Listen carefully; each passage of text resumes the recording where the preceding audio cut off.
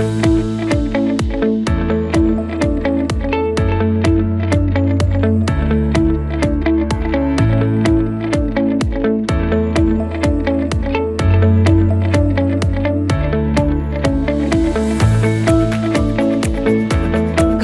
evening, everyone. We have quite a lot of people who have joined us already. Thank you once again for taking out the time to join us today. We have a very, very exciting discussion ahead. And I'm personally very excited for this webinar series. And today is the first of many, many episodes to come. So let's talk about what this topic is all about today. We are talking about startups in India and careers in startups. So as I'm sure everybody knows, India has a fast-growing startup ecosystem. Several startups that have been founded have enjoyed incredible success in India that we've seen in the news in the past few years. And the list of these successful startups is only growing. At the same time, employees working at these startups and unicorns have received tremendous career growth, the ones that have been in these firms. As a platform connecting job seekers and employers, Naukri today is in a unique position to understand the needs of both the startups with respect to the talent discovery, as well as the job seekers with respect to the journey of their entire job applications. But many people don't know how to ace the startup ecosystem and how to actually build their careers in a startup. And that's why we have so many of you sign up for this session today. And we've got thousands and thousands of signups, and that's why we are excited to get started and kickstart this conversation. So in our effort to address queries of this job seeker community, we are bringing the first of these series of webinars called Startup Careers by All Things Talent. I'm your host, Mehar Sindhu Batra, and today we have three very talented and experienced HR leaders from the startup community who will be answering your pressing questions on building a successful career at startups. Thank you so much for joining us, all three of you. So I'm just going to quickly introduce everybody. Firstly, we have Saurabh Singla, who is the CHRO of upGrad. Saurabh has over 20 years of experience. He is responsible for creating a strategic roadmap for upGrad and its divisions. He has previously worked with renowned companies such as Bharti Airtel, Yum Brands, and Whirlpool. Saurabh, welcome, and thank you for joining us today. Thanks, Meher. Looking forward to the webinar. Yes, me too. And we have with us from the Good Glamm group, Kartik Rao, with over 12 years of experience, extensive experience in the realms of HR. Kartik exemplifies the spirit of agility and excellence in leadership in today's disruptive business landscape. He has been a teacher, a theater activist who eventually found his calling in human resources. Kartik, welcome. Thank you for joining us today. Thanks, Mehar. And then from Zepto, we have Roma, Bindroo, who is the Chief Human Resources Officer at Zepto. She comes with over a decade-long experience in organizational restructuring, talent management, diversity and inclusion practices, and learning and development of the workforce. Welcome, Roma. Thanks, Mehar. Happy to be here. Great. Thank you once again for taking out the time for being here with us and addressing the pressing queries of the youth today. Many of these questions I had when I was starting my career, and I wish there was something like this back in the day. So yeah, very excited for this discussion. So let's start the conversation, and let's start actually right from the beginning of when you're actually thinking of starting a career in the startup ecosystem. And Saurabh, I have a question for you, since you have worked across so many different types of companies, in traditional companies as well as startups. How do you think the career opportunities in startups are different from let's say a traditional company or something that is like a conventional company? And what do you think are the challenges that people face while moving their careers to a startup? Sure, very, very interesting question, Meher. Thanks for that. Look, I'll first of all, I would say to everyone, a job in any kind of industry or a startup or a traditional company or a established conglomerate, it definitely requires you to understand the business and then kind of get into a job. The one big difference is a startup needs you to understand the business much, much more, because you're not entering an established organization where the processes or the structures are extremely deep rooted. It's probably just a starting. It's either the 0 to 1 stage or the 1 to N stage of a startup, where typically one would kind of enter. In both of these areas, if you understand the business, then you're sure that you're going to be creating a good impact for yourself. So that's one big difference. Apart from that, I think while one may not want, but the startup would always give much more autonomy, which means the adaptability to taking decisions and actually taking a decision, right or wrong, is secondary. The first is, are you the one who's got the ability to take risk, understand the business, and use the autonomy to really kind of drive a decision making and make a difference? And at the same point of time, this is not like a job description that typically works in all the roles in a startup. And that's where the fun begins. So you get into a role and you believe that, oh, you know what, I'm going to do a standard HR job or a coding job. And then suddenly you pulled into a finance discussion, and then you're asked to look into a procurement decision. And then you getting into the floor, the ops floor, and you're saying, well, I remember my days at the Ecom Express.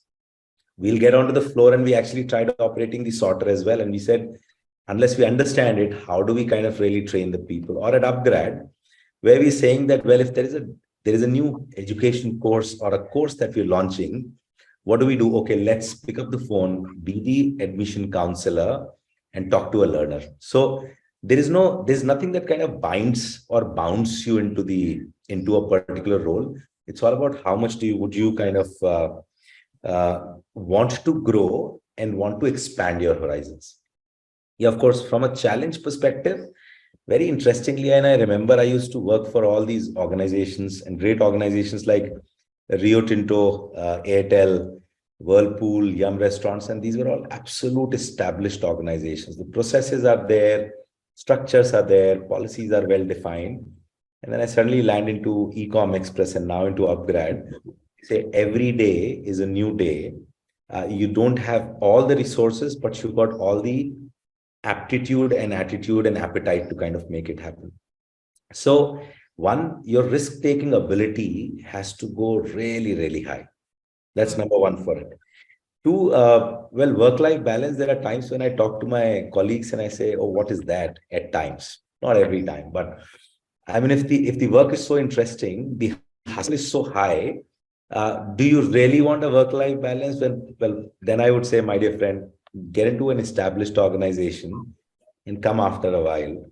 Startups are about hustle, but that hustle is so interesting that even when you don't have a structure or a support which is like 100% defined, and that's more in the 0 to 1 stage, which is the initial couple of years, you still don't feel bad. You kind of every day try to find a new solve. That, I would say, differentiates any organization from a startup. So the startup will beat the hell out of you, but it will make sure that you're getting like the experience of 10 years in probably 1 year or less than that as well. I love that, Saurabh. That's so true. It's like you said, holistic view of the entire business, and you're doing different things every day. Sounds fun and exciting to me, at least. Absolutely. Wonderful. Great. Actually, I have a follow-up question on that. Roma, I think you'd be the best person to answer this, which was actually, like as Saurabh said, if you have that risk appetite, if you want to do maybe different things, if you want to hustle. But how do I know whether I'm the one who's built to work at a startup? And how do I know if it's for me? How do I know if it's the right time to get into a startup career? And also, as a job seeker, let's say I've decided that I do want to join a startup. What are the things that I need to keep in mind for applying for a job at a startup? And this is actually a question that came in from our audience when they were filling the form to sign up. So it'd be great to hear your thoughts. So the first question is, how do I know it's whether it's for me or not? And secondly, at what point do I make the jump, right? So I think whenever you're ready, like, how do I know it's the right time for me? Whenever you're hungry enough, whenever you have that that need for adventure, which is pushing you to think about something beyond what you're doing. I think a lot of us have those feelings time to time saying, oh, this is not for me, but oh, am I ready to take a crazy jump, right? It's just about that being that, the fool card in a tarot deck. When are you ready to take that jump? Because eventually at that step, you will feel foolish at times. But are you okay with feeling foolish at that point of time? Is your hunger, is your need for adventure, is your need for going beyond what you're doing propelling you enough to make that change? Right? It looks like a very philosophical answer because it depends, it varies person to person. Whenever you think what you're evaluating as a startup job is enough for you to make that decision. And that may happen for people when they're joining early. That may happen for people when they've been in a settled org for a long time. That may happen when you're still doing your graduation, undergraduation. We have so many startups being created, so many founders who are graduates and undergraduates, right? I think it's just about you having the conviction that I want to go beyond what is offered in a cookie cutter format because I believe I can do that, and being ready to take that risk. Because as I think something that Saurabh just mentioned beautifully is that, not all startup is not like this one behemoth, right? Startups are at different stages. There is a product market fit stage. There's an early stage. There's a mature stage. There's a scale up sstage. We have 10-year-old, 20-year-old logs also who end up talking like about themselves as startups, right? So it's a very big I would say it's a dimension in itself, wherein different startups will be in different phases, right? So the first question is, you have to be very clear, when are you ready to go way beyond, right? It's you. The answer will be different for different people. But when do you think you want to go way beyond, push yourself harder? Because startups are demanding. You need a very different kind of grit. You need a very different kind of resilience, and it is going to test you, right? So I think whenever you're ready to push yourselves beyond what you think you are capable of, right? I think that's the right time. Coming into the phase on when do I make that switch? Now, when we even engage with people who want to get into startups, they come up with different stories and reasons, right? So there's this cohort which is just fresh out of college. They are ready to take risks right now before I get into a settled dog mode. So I want to do everything. I want to hustle. I want to grow quickly. And maybe then I'll take a decision of whether I stick with the org or do I move into a settled traditional org or not, right? Then there's this another cohort who literally done a lot in your settled traditional org, right? And the question now is that, okay, I think I've practically done everything. I've gained hands-on experience in a very structured, proceduralized manner, and I'm itching to do more, wherein I'm literally creating the processes, right? So it depends upon which phase of your career are you in, what's your mindset. But at every point, whether it's a product market fit, whether it's early stage, mature stage, scale up, startups will always have opportunities for people across demographics, right? So it has to be a good match between what you think you're capable of at that point of time, and at what stage do you want to start? Is it a middle level who feels that, okay, I think I've grown enough in this phase, now I want to create? Or is it at a maybe joiny level, early level, wherein you just want to take a lot more risks, before life stages at times sort of slow you down, or you think that maybe, I want to try everything and then maybe decide on what's right for me. So it's a very individualistic question. I think the first question is, spend some time with yourself. What is it that you want? What is it that's most compelling for you today, right? And which journey are you eager to take? If you have many responsibilities today and you don't want to get into a high risk situation, and you are into a different kind of, when you need a lot more time for your family and all of that is happening, right? You might take a low risk kind of a venture. If you want to go for a situation when you're like, I am free, I'm all out, I want to just go crazy with what I want to do, I want to try everything, then you might choose a much more riskier option. It's like choosing mutual funds at times. But make an assessment about who you are as a candidate, and then find your fit. I love that, Roma. So important to actually self-reflect and understand what you want your career to look like. Absolutely true. So just one last part of that question was, as a job seeker, what are the things that I need to keep in mind if I'm applying to a startup? In both scenarios, I think you said someone who's had a traditional and then want to make a shift, or let's say somebody who's just starting their career. If you can just quickly tell us a little bit.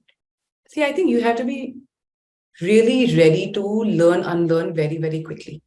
So if you're coming fresh out of college, there's a lot that you've done. Some of it you'll apply, but you will have to hustle. You'll have to scale up very, very fast. You will have to be very, very agile, right? Yeah. So I think being very comfortable with that level of change and constantly being okay to reinvent yourself is something which is super, super critical, right? And it can be at any level that you join in. So being ready to get into the depth, and I think Saurabh touched upon it, that you have to know your product. Like it's a non-negotiable. You can't be like, oh, I'm in finance, so I just need to know my numbers. No, you need to know how delivery is done, like a lot more in detail, because the product is new. You are as much a stakeholder and a customer and an advocate as is anybody else, right? So the stakes are a lot more higher. You have to get into depth of the product. You have to love the product. I mean, the product conviction has to be there. You have to just crazily love the product, right? For sustaining that momentum, because things will be low. There will be times when things are low, right? So how do you sustain yourself? So depth about the product, being very comfortable with change, having a very thick skin. If you are very sensitive, very risk averse, and we get anxious with very little bit of uncertainty, then you will have to steel yourself a bit more, because startups have a lot more uncertainty, a lot lesser reserves, whether we like it or not, than many traditional orgs who talk about having reserves. That's a part of their philosophy. We run with a very different model. So having those qualities is very, very critical. Be very good at what you do. Performance matters. Have a hustling mindset. Know when to change that mindset to a specialist mindset. Understand the product very, very well, and be agile with yourself. Wonderful. I love that. Thank you, Roma. I'm sure that's how you're judging the candidates who are coming in for interviews and submitting their applications as well. So thank you for giving us some secrets there. Great. Thank you. So Kartik, hi, I have a question now for you. So Roma has very nicely shared the HR's perspective as to what they're looking for from a candidate. But me as a candidate, let's think about the job seeker here. How do I actually choose the right roles at a startup? How do I know what to pick? Yeah. So I think just to first quickly, give context, right? So before choosing a startup, it's about, do you want to be head of a jackal or tail of a lion? You join a Microsoft, you will be starting as an senior executive assistant manager. And in a startup, nobody might know your brand, but you might be heading the department for first 3 years. So question is, there are no right answers. So absolutely, it's about what do you want to do, and then there are trade-offs against both, right? I think the second important thing is the risk factor in startups. I think if you're not good at your job, you are at risk everywhere. Even when startups shrink, I've rarely seen the top 25% ever being touched. In fact, they become even more critical in a stressful market, right? And they get all kinds of things to be retained. So I think risk is a subjective word, and it's also contextual to what do you consider risk as, right? I think also, what are the skills needed? I think you need 3 things in a startup. A problem-solving mindset. If you're a problem solver, fundamentally, if you are a problem solver, you thrive in startup, because all you get to serve is problems, right? The number 2 is people management. If you're great with people, because you have to drive a lot of things in startups through relationships, because you don't have processes, right? And third is hustle. If you are waiting for someone to come and tell you, then startup is not for you, right? Now, as a candidate, and I'm flipping it around, almost mirroring it. So when a candidate is thinking about this, they will have to make these choices. Do I like solving problems, or do I like to see how problems are solved? Right. And again, it's somehow cool to join a startup. I don't think so. It's equally cool to join a really large org, fundamentally learn some of the hard things. I've started my journey with the MNC, right? And probably my biggest learnings and lessons and mentors came from there, right? So वो तैयारी की बात है basically. आप दोनों ही सीखने हैं. एक जगह scale सीखेंगे, एक जगह hustle सीखेंगे. But usually after people have done startups, they yearn कि यार अब scale देखना है. I want to go into either a large startup or a large MNC. So it's always that. Did I answer your question? So I'm just more giving a org perspective and then saying, as a candidate, are you a problem solver? Are you good with people? And these are skills you need right from college. Yeah.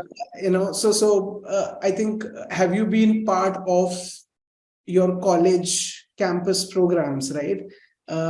Did you participate in? So there are so many life events which prepare you for a startup somehow. Is how I would kind of say. Yeah, absolutely agree with you, Kartik. I think, yeah, it's about assessing what skills you have and what interests you have. And like Roma also previously mentioned, the love for the product. Yeah, and you'll So, fail. I'm saying the whole idea, you don't have to get it right the first time. The yeah. whole obsession of, you don't know whether it's startup for you. You go, you try, you fail, you'll figure out, oh, it's not for me. Right? Hmm. And I've seen broadly two kinds of careers. There are campers and there are surfers. Right? Campers are IIT jaunga, IIM jaunga, consulting mein jaunga, and they're like really structured. It's like Yeah. you climb Mount Everest, you really plan it well. And Focused. there Yeah. are surfers who are like, I'll try this. If I fail, I'll fall off the surf. I'll go another one. And people, students, especially your kind of students who usually apply, say, hey, will I be judged कि मैंने 5 साल में 3 job change किया है? नहीं, तुमने 3 interview भी crack किया है, तो कुछ तो है ना. So it's about seeing a lens and perspective of how startups hire, right? I see that you've cracked 3 interviews, you've stayed. There's something you have. Right. So I think it's all about perspective. I don't think I can give you, here are the 5 tips to join a startup. There are none. Right. So, yeah. I love that. Thank you, Kartik. That was fantastic. Great. So let's talk about once, let's say we find a role in a startup, we've cracked the interview, we start working there. Now what happens? And all 3 of you have worked across multiple organizations. You've been there, done that. So our listeners here would love to hear from you. Saurabh, let's start with you. What do you think could be the career advancement prospects in a startup? Once you start your job, your day-to-day has begun. How do you advance your career? What could be the opportunities that come your way? So, I mean, typically in startups, I haven't seen much people running after the designations because we can really throw fancy designations like in a minute. For us, creating it and saying, okay, do you want AVP or DVP or which VP? Take it. It's more about the role, but I've actually personally seen, having worked for as many established organizations where there were like large processes, mammoth headcount and people, a startup definitely gives you a rapid career growth.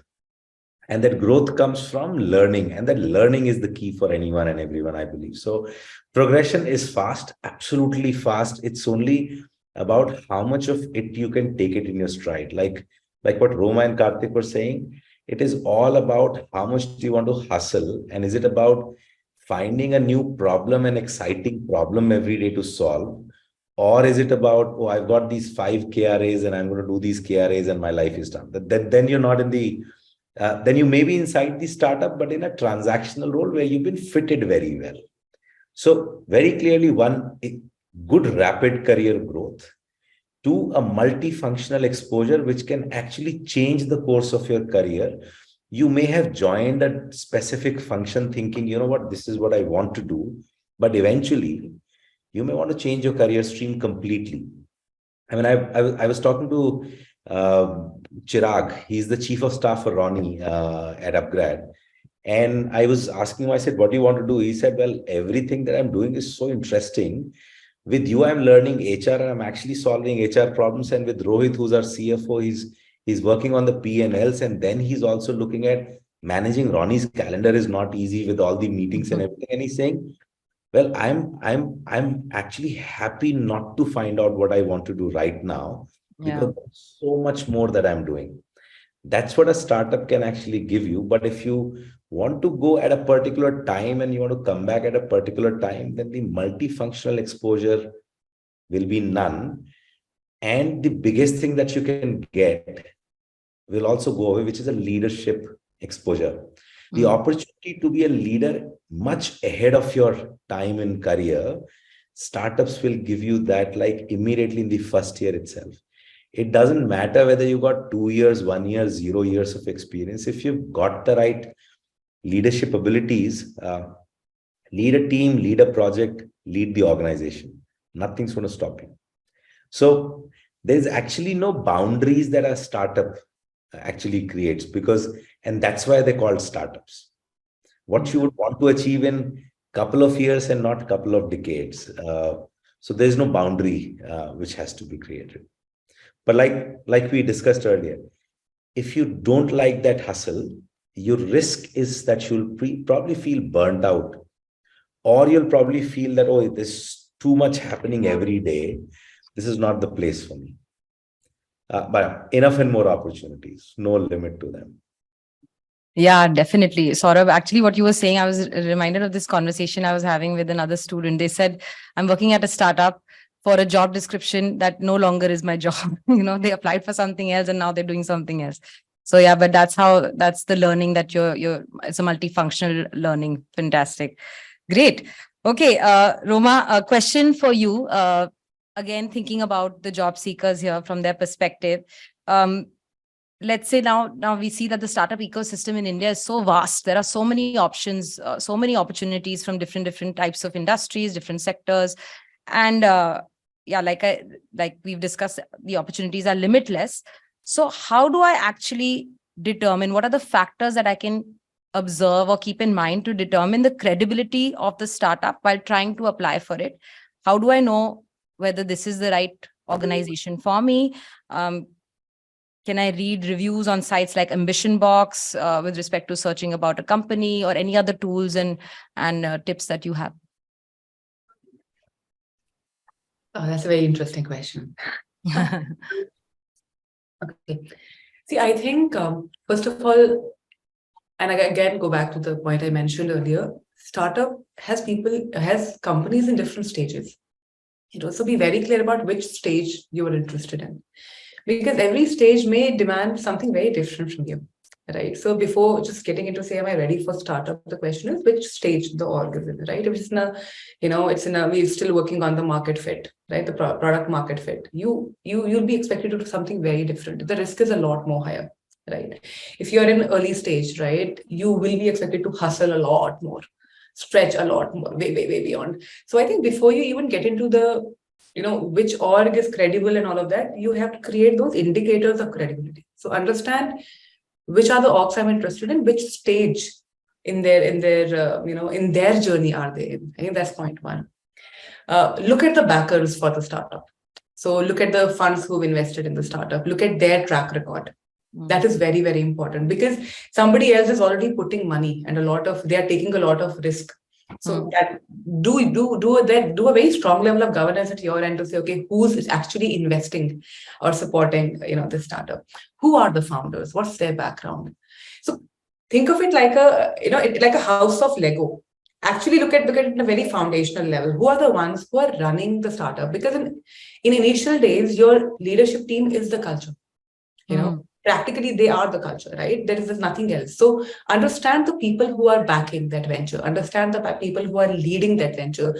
The first level, which is the founders. The next level, which is the leadership team that they are building. Because eventually, every leader who joins the startup is also putting in an investment and a credibility at stake, right? So it's a pyramid of credibility that is anyway getting built in, right? How many rounds have they raised? What is your understanding of their product? What is the total addressable market of that product? Get into that level of depth. Because if you're not convinced about the product, even if the team is great and everything is great, you will not like to be in that startup, because that affinity with what you're doing will not come, right? So credibility is not just from an external lens. It's also about you being equally invested and liking it, right? And can you reviews on LinkedIn? Yes, you can. Can you read reviews on Ambition Box or Glassdoor? You can do all of that. But I would index a lot more heavily on those who literally bet value on that startup, be it through experience, be it through association, be it through money, those who are literally running the show. And how are they running it? Read a bit more about them. How are they running it? What is the differentiator for that startup? Who are the competitors? Understand the space, which is where total addressable market, in my view, is actually very important. So it's don't just look at it in isolation that, I want to get into the startup world. There was a boom at one point. Everybody wanted to get into the consulting world. Right now, the startup is a new glamour, quotient. Saying everybody wants to be in the startup, but get into details. And get into details, because that skill in itself, I think, as Kartik also sort of touched upon, right, is equally important when you're into a startup. Does that help?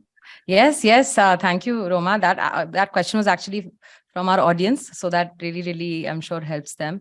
And like you said, that it's not just about observing that one startup, but maybe the industry that they're part of, and also who were the founding members and who's backed them up. So doing your proper homework before making an application and not just randomly applying to every startup because everybody's working at a startup now. Yeah, definitely. Agreed. Kartik, just an extension of what Roma was talking about, is that how does actually one discover the jobs, the startup jobs? Like, where does one go and find these opportunities? And I think we are getting that question in the chat box right now as well. How does one find opportunities at startups? How did you guys find your jobs?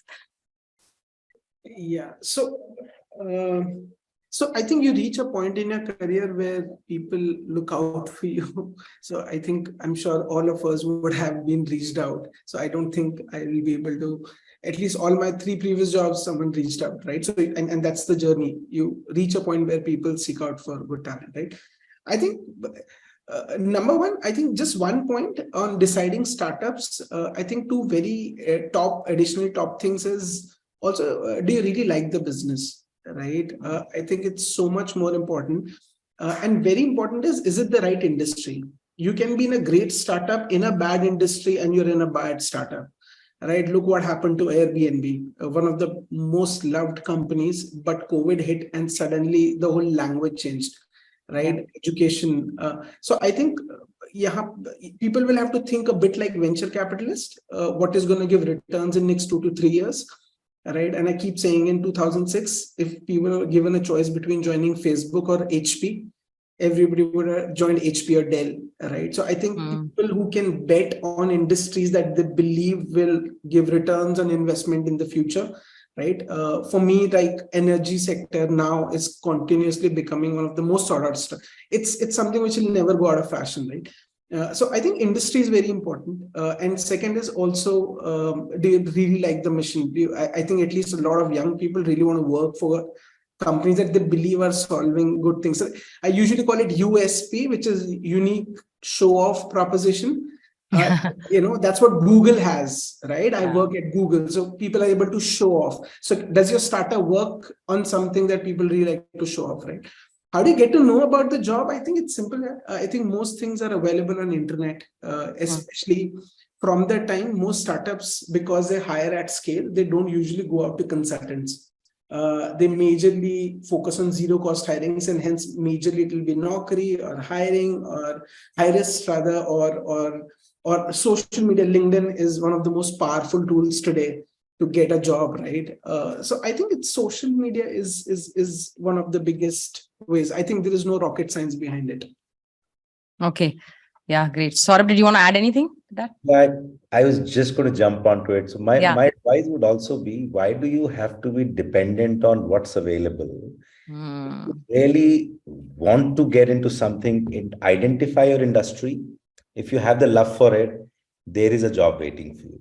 It's just that you have to get into it. And if it's not now, it's going to be a month later, 2 months later. But I've always been a firm believer that it's not an available job that should pick you.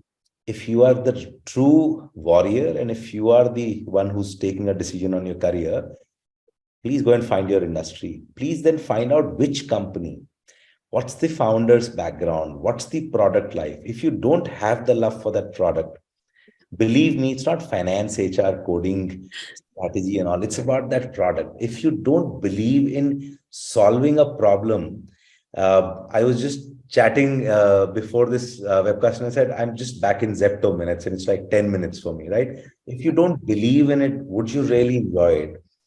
At upGrad, the purpose of my joining here is I love that education thing. It's all probably about my growing up kids. I'm finding more solutions for them then. But there has to be one reason. If you have that reason, find the industry. You will get it for sure. We need people who are maniacs. We need people who are hungry. That's what startups need.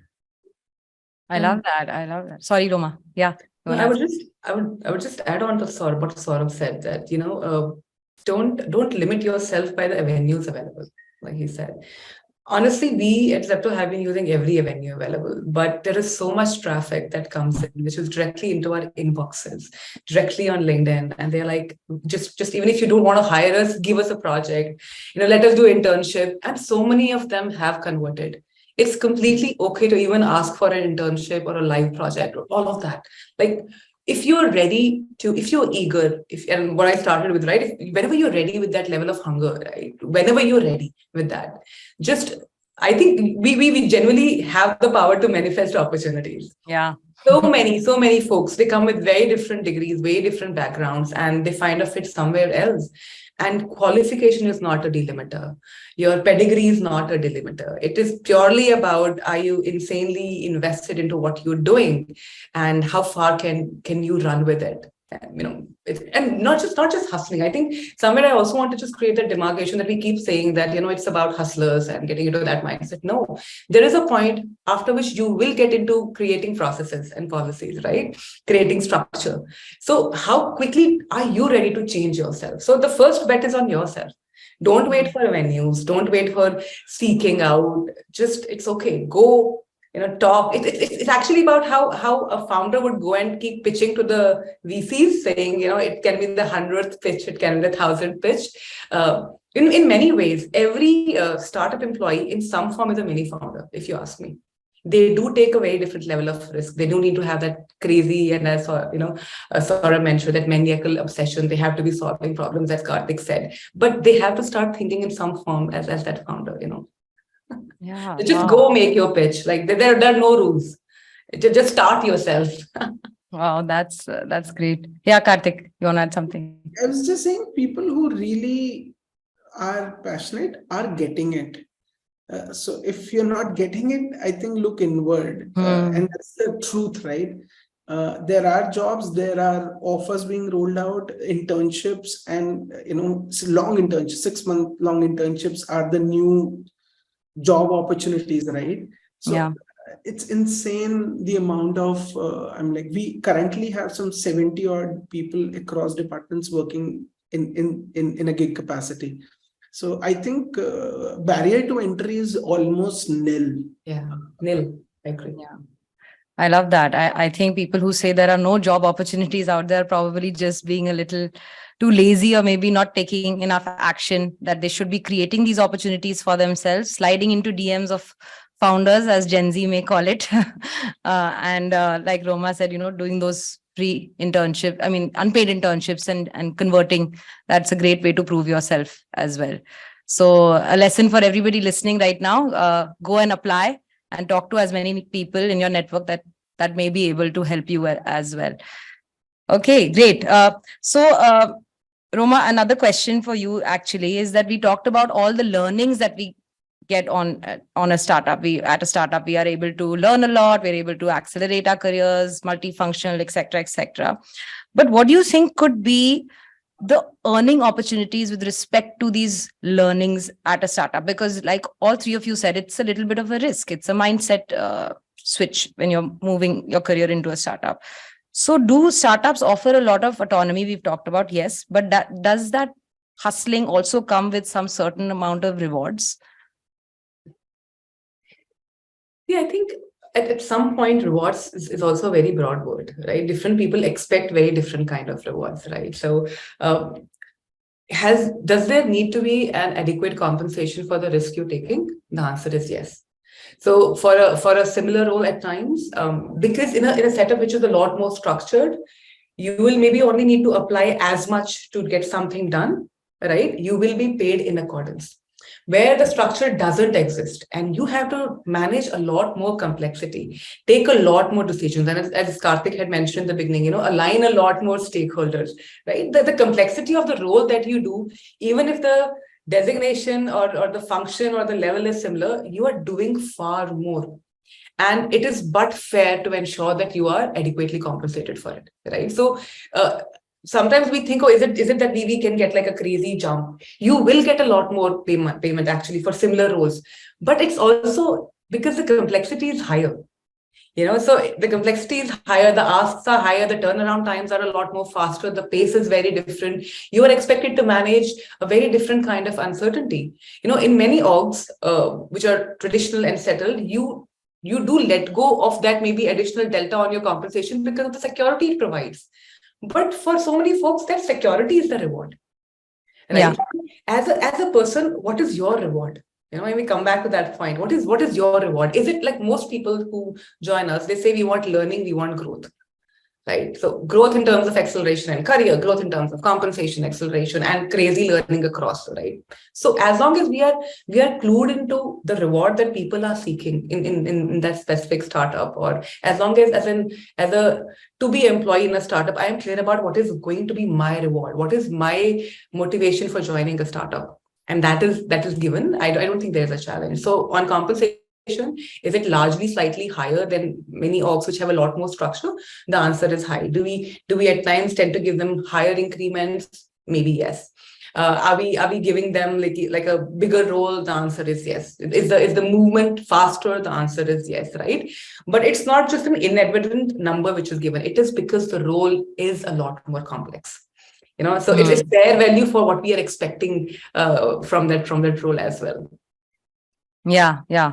So it is possible to make a decent amount of, okay. Yeah, you can grow very fast. You can there is, see, I think the good thing, and Saurabh touched upon it, was that there are no boundaries to say you can grow only after 2 years of being in that role. You can move only after, you'll be considered only after this much, and you can move only a level up. It's about people proving their mettle whenever they're ready. Whenever you're hungry enough for jumping into a startup, when you're hungry enough to move up, as long as you prove your mettle, and it's visible, it's demonstrated, it shows up in critical value terms, you will move up. Like the question is, who is going to stop you? So that structure on stopping doesn't exist. If you're delivering outcomes, you will move up. You will move up much more faster. Yeah, great. Thank you, Roma. Saurabh, did you want to add something to that? I just read a question on the in the Q&A section. Suhas was asking, it's all great, but then there are no, why are companies not hiring freshers this time? The fact is there are enough and more fresher hiring. The question is, what kind of a role are you looking at? Have you done your research well? I was just talking to my team yesterday. They're out in the campus hiring some 200 people in sales all across EdTech. There is no dearth of jobs. Now, it depends on, I want marketing, but there is sales available. So like we said, if you like the industry, invest yourself, get into a role. It's not the last role for you. So freshers are getting hired. It's just that, are you hung up on something specific? Then the priorities won't match. That's the only difference. Yeah. So be a little bit more flexible in the early years of your career, right? Yeah, there is no choice, and startups anyways need flexibility and agility. Yes. Absolutely going faster than anything else. So one can change the career, one can change the function. All those are possible then eventually. Great. Thank you, Saurabh, for adding on to Roma's answer. We actually have a few questions from the audience that they've sent in right now. So I will just read out a few. The first is that, what steps do you take to retain the employees in a highly competitive job market, especially a startup? And how do you approach performance evaluations and goal setting in a startup where roles and responsibilities can often change rapidly? I think that's very interesting. Who would like to answer this one? I can pick up and start, and I'm sure Roma and Kartik can add. So Yes. look, the first thing is the truly invested employees, who are more called colleagues, less employees, by the way, in startups, are not to be retained. It's they're also a founder with us. That's the first. All we can do is actually make sure that, yes, they get rewarded absolutely appropriately, and not with benchmarks or some grids, but a long-term value creation through ESOPs is one of the most binding factors for anyone who wants to grow with the startup. So you actually start feeling like an owner. The other day I was talking to one of the colleagues and I said, how do you look at this project? He said, if this project can add the top line and bottom line, my share grows in value. So it's a very different mindset. Rather than saying, if I do this project well, then I get another round of appraisal. He said, appraisal is passé. I'm not thinking about all of that. Money will anyways come if I'm adding value. So, but for retention, I think challenging jobs, very, very meaningful projects, and ability to move out and in of boundaries when people want.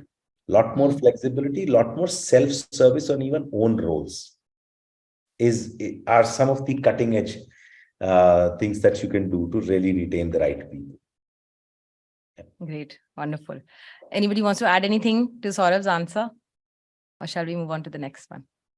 Okay, great. I will move on to the next one, which I think is a very interesting question, which is, can women on career breaks get opportunities in startups, and how to approach? I think this is a very prevalent question, especially post-pandemic. So many people have had career breaks because of personal circumstances.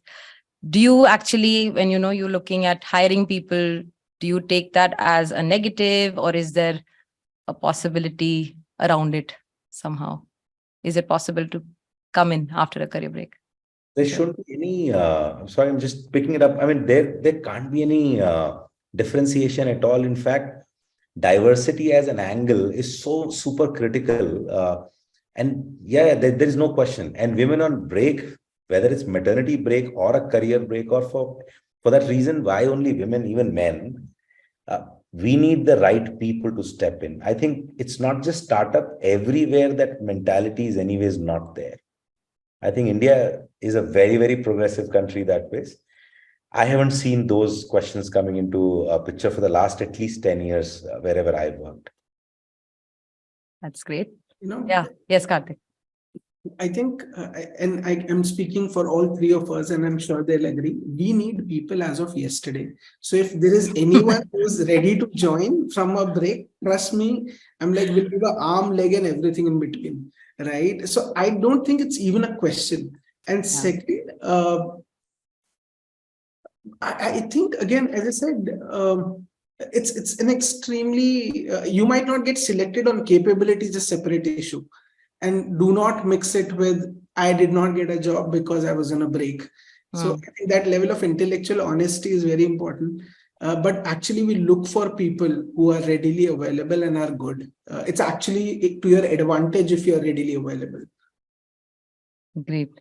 Great. One thing that we can do better, though, and I'm just trying to also understand the sentiment of the question, is to say, can we do a better job of alleviating fears that maybe moms on a break or dads on a break or people on a break have when they're planning to join a startup? I think that's my takeaway from the question, that if the need is as of yesterday and we want people to just join us come what may, what's stopping them from joining it, or are we communicating enough? I think that's something maybe that we can look at to say, how do we ensure that for a strata that is easily available, right? How do we market what we need, or reach out and communicate what we need a lot more actively? Because as both Saurabh and Kartik mentioned, it's not about the break.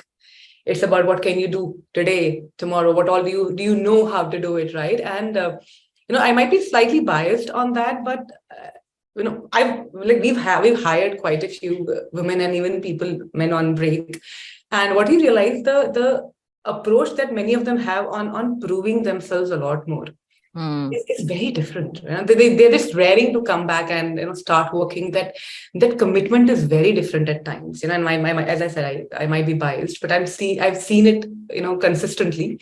So it's like a double advantage for a startup which needs people with that kind of hunger, that kind of commitment, and ready to take up anything that is sort of thrown their way. But if I understand the sentiment, I think we can do a much better job of reaching out to that cadre a lot more actively to say, what, why don't you try us to restart up your journey. I love that. Thank you. I think whoever's listening who has a career break, if you're holding yourself back from applying because of that break, don't, because we've heard from the experts here, the heads of HR, who are saying it's okay to apply and come and prove yourself and show your caliber. One last question that we will take from the audience, which is an interesting one. So as startups grow, their culture transforms too. Most often than not, we see the new folks who join do not display the same levels of ownership and commitment as the original culture that was set. How to ensure that level of ownership remains intact for all employees as the startup grows, and we know that it will grow. I'd love to hear about culture a little bit from you all. I'll just quickly start. the day one culture at Amazon, that's what I heard some years back, and I just loved it. And when we tried to put this whole thing, it's actually a question. Every startup, after a couple of years, the core team will sit and talk and like, you know what, I'm not getting the same kind of energy and that ownership and that passion. You know what? Now you have to push much more.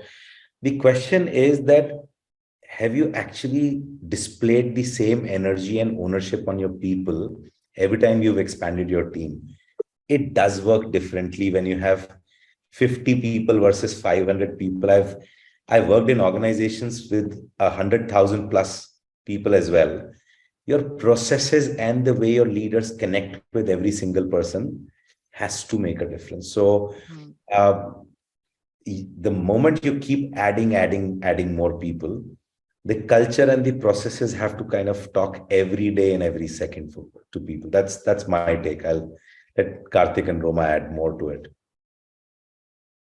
I love that, Saurabh. Yeah, the onus is with the senior management to sort of trickle it down and communicate that regularly. Everyone. Okay. Everyone till the end has to carry that baton. Then only it'll work. If I can be provocative, cultures change across. It's not just startups, right? It's there pretty much in other orgs as well. You have a new leader, the culture changes.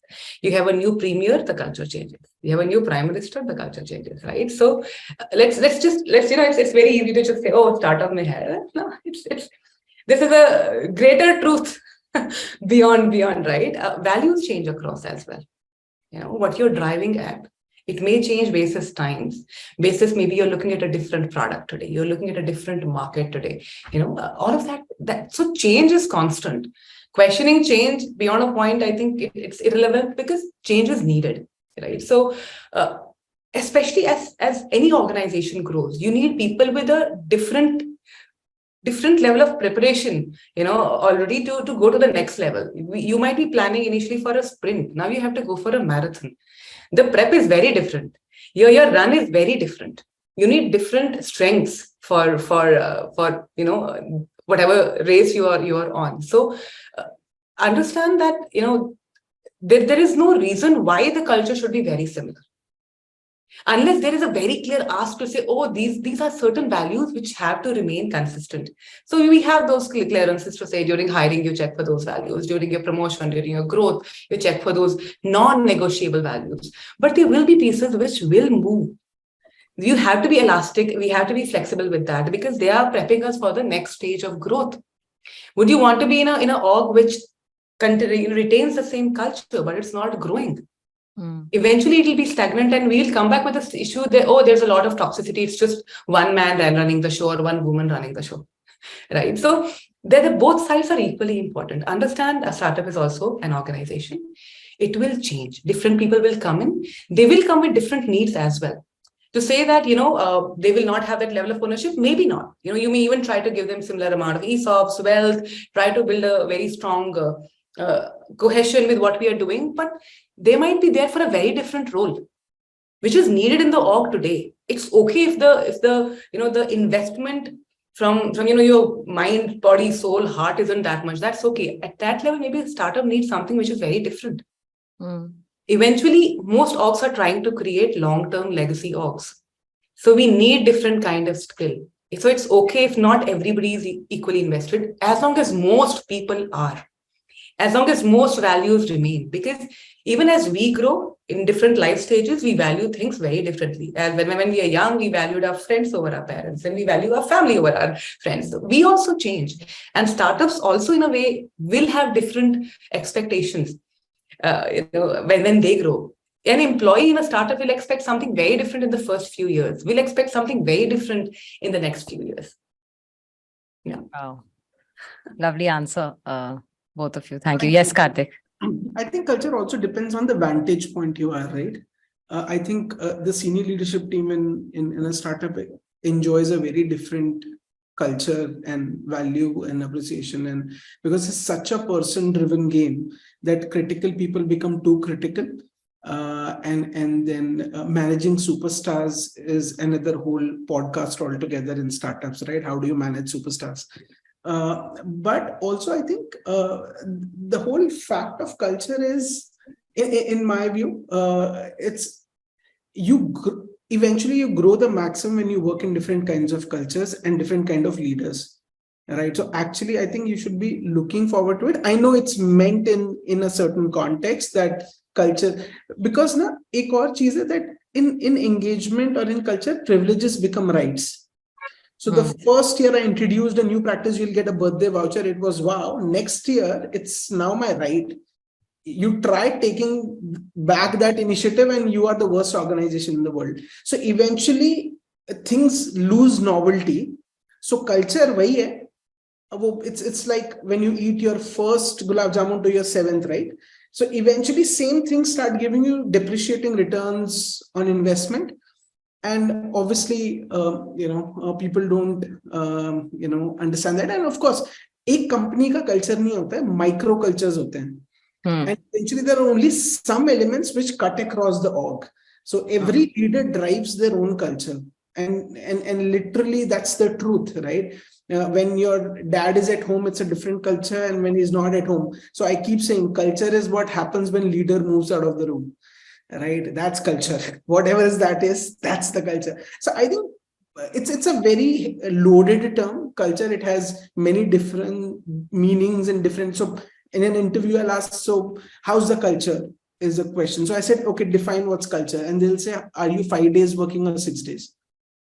Now in their head, this is the definition. So I think it's like Apple, right? मैं Apple phone सोच रहा हूँ, Apple fruit सोच रहा हूँ. I think it's important to first get the definition of culture common, that we both are talking the same thing, and then it's hyper personalized in startups at least, right? So yeah, I think it comes back to eventually what is it that you value. Again, for every individual, what are those values which are non-negotiable for them?